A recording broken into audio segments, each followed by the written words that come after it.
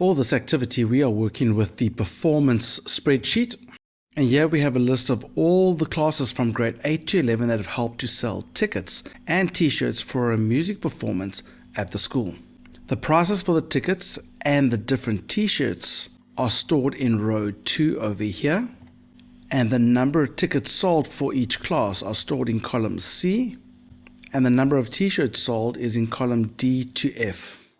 So we want to insert a formula in column H to determine the total amount of money due from each class by inserting a formula.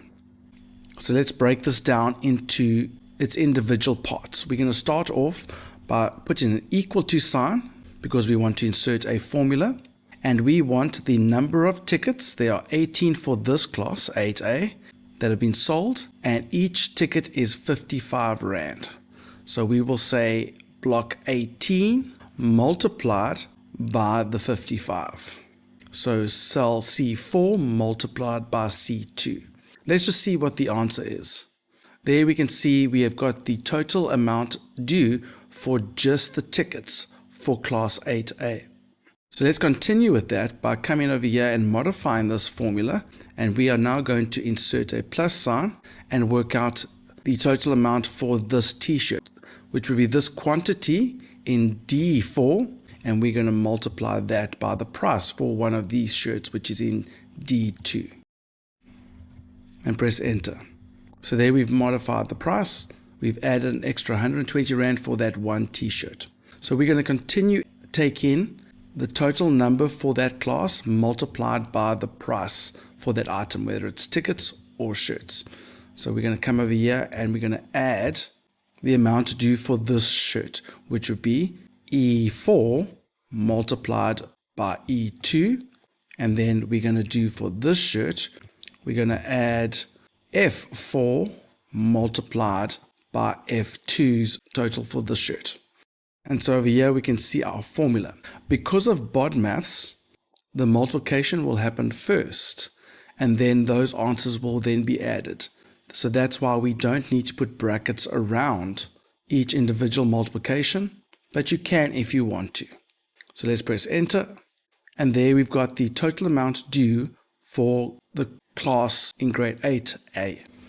Now, if I want to copy this formula down, we will move our mouse till the bottom right hand corner, and if I drag it down just one block, let's just see what it's going to do. It gives me an error. And that's because if we look at the formula that has been copied, if I click over here, we can see what values are being referred to. Here we are referring to C5, which is the correct number of tickets sold for 8B, but it's multiplying it by the price in C3, and C3 is not the price. C2 is the price. And the same for the t-shirts. D5, how many shirts were ordered for that shirt, multiplied by the price of that shirt, which is in D3, which is not the price. The price is in D2.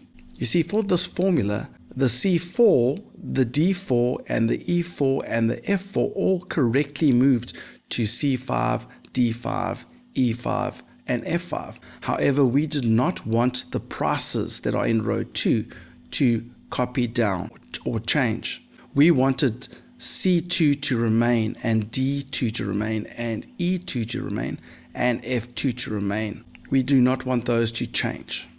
So we will now modify our original formula, and we will apply absolute cell referencing to the C2, the D2, the E2, and the F2.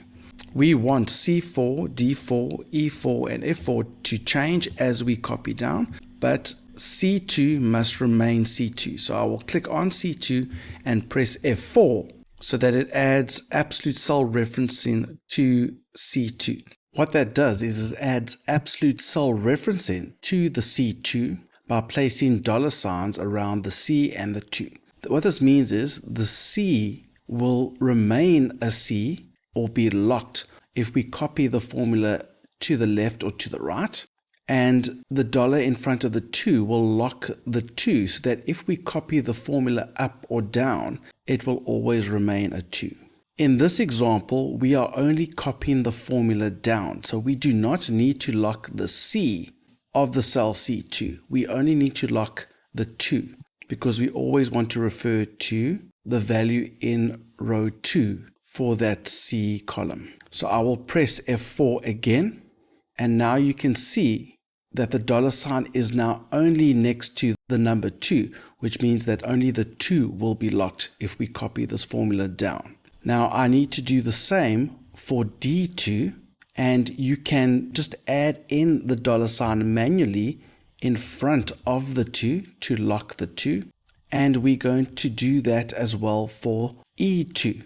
We want the 2 to remain locked when we copy down. It must always refer to cell E2. So we will put a dollar sign in front of the 2 over there.